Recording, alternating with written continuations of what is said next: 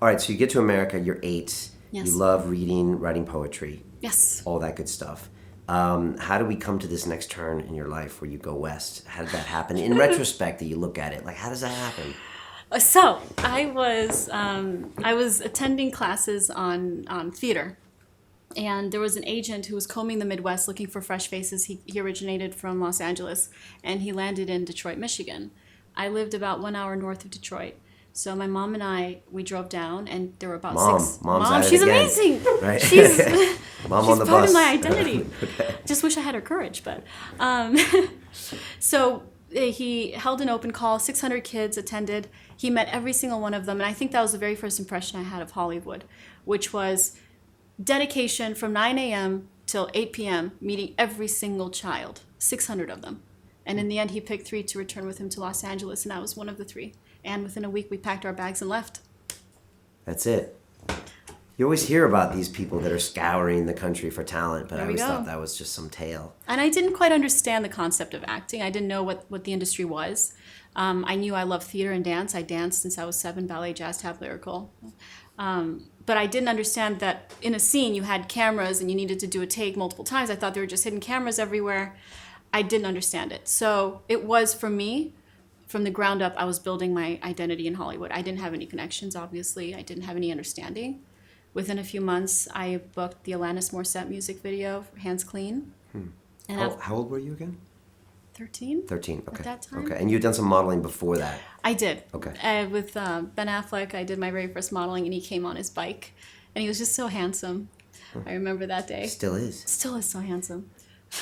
So that was in LA, you did a modeling shoot with him. And then, I did. Okay, and then Alanis Morissette video. So things started happening right away. JCPenney commercial for America and South America. What did that scout see in you? I don't know. Come on. I don't know. But in retrospect, Sometimes I wonder to this day. like booking that much talent, is it just that thing they can't put their finger on? Is it? I think it's an energy, maybe. I was very bubbly and unapologetic, and I think I received that from my mom.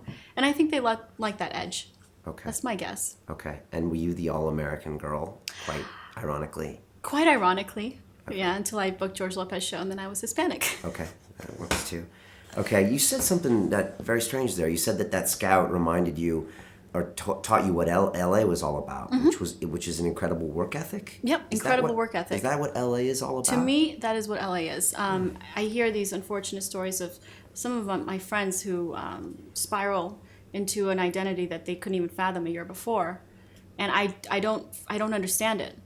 If somebody were to ask me, how did you stay so disconnected from that world and so pure? To this day, I don't drink. I don't understand any of that, and I don't know. I wouldn't be able to answer them because it's never even been addressed to me as an option.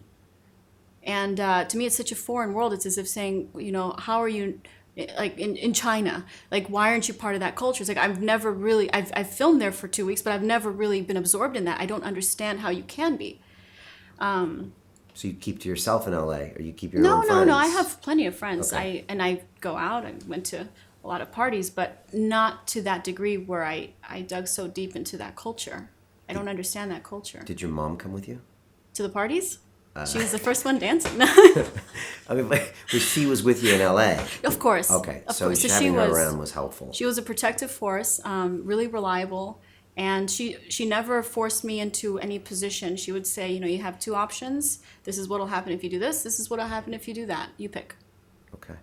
And I always tended to pick one that didn't hurt me. Okay. There's always that old wives' tale in LA that as soon as someone becomes famous, that's when they stop maturing. They said that about Michael Jackson because he was like 10. Interesting. When these child stars like Macaulay Culkin, that they never actually end up growing up past that But why is that? date. They're content? It's just a theory. It's a theory. I think because you become famous then, and maybe you don't have to grow up. I don't know. I feel that? unsettled though. I feel like there's so much more I can do and so much more I can learn. Like I Okay. can't fathom that either. So that never happened to you. No. When I did the George Lopez show, we were fortunate to do 120 episodes on that show. And when I left, I thought to myself, there has to be more. It was a beautiful experience, but I want to do a different genre. So every time I pushed myself, and I think I've done pretty much every genre imaginable at this point because I just needed to. I needed to see what else is there.